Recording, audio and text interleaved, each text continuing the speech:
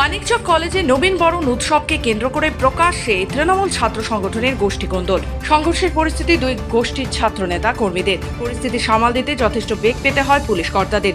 এমন ঘটনা প্রকাশ্যে আসতেই আক্ষেপ প্রকাশ করতে শোনা গেল মানিকচক বিধানসভার বিধায়িকা সাবিত্রী মিত্রের গলায়। তবে গোটা ঘটনা নিয়ে মুখে কুলো পেটেছে ব্লক তৃণমূল ছাত্র পরিষদ নেতৃত্ব।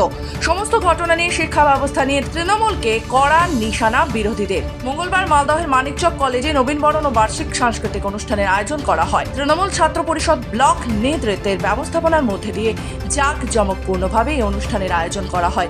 তবে এই অনুষ্ঠানের জন্য এক শ্রেণীর তৃণমূল ছাত্র পরিষদের নেতা কর্মীদের আমন্ত্রণ তো দূর, অনুষ্ঠান সম্পর্কে কিছুই জানানো হয়নি বলে অভিযোগ। তৃণমূল ছাত্র পরিষদের বিক্ষুব্ধ নেতা কর্মীরা কলেজ প্রাঙ্গণে অনুষ্ঠান শুরু হওয়ার পর থেকে ক্ষোভে ফুঁসতে থাকে। অনুষ্ঠান মঞ্চে দলের নেতৃত্ব আসতেই শুরু হয়ে যায় ক্ষোভ বিক্ষোভ। মানিকচক বিধানসভার বিধায়িকা সাবিত্রী মিত্রের সামনেই চলতে থাকে বিক্ষোভ। ক্রমশ সংঘর্ষের পরিস্থিতি সৃষ্টি হয়। এমন পরিস্থিতি সামাল দিতে কর্তব্যরত পুলিশ কর্মীদের রীতিমতো বেগ পেতে হয়। অবশেষে পুলিশ ও বিধায়িকা সাবিত্রী মিত্রের প্রচেষ্টায় পরিস্থিতি নিয়ন্ত্রণে আসে। ঘটনাকে কেন্দ্র করে আক্ষেপ প্রকাশ করেন বিধায়ক সাবিত্রী মিত্র। ঘটনায় বসে সমাধানের বার্তা ব্লক তৃণমূল নেতৃত্বের। গতকালকে মানিকচক কলেজে নবীন বরণ ছিল, আমরাও ওইখানে গিয়েছিলাম।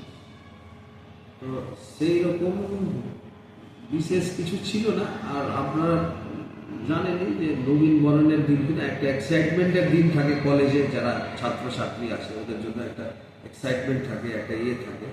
তো এক্সাইটমেন্টটা হয়তো একটু বেশি হয়ে গেছে। তৃণমূল নেই। মানিকচক কলেজে গতকাল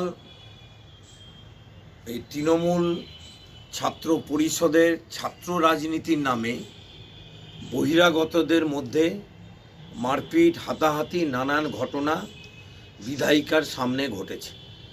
গতকাল নবীন বরণ উৎসব ছিল।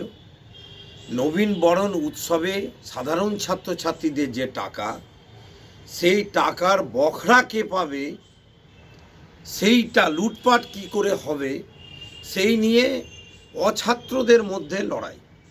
মালদা থেকে নিজস্ব প্রতিনিধি রিপোর্ট, খবর বাংলা।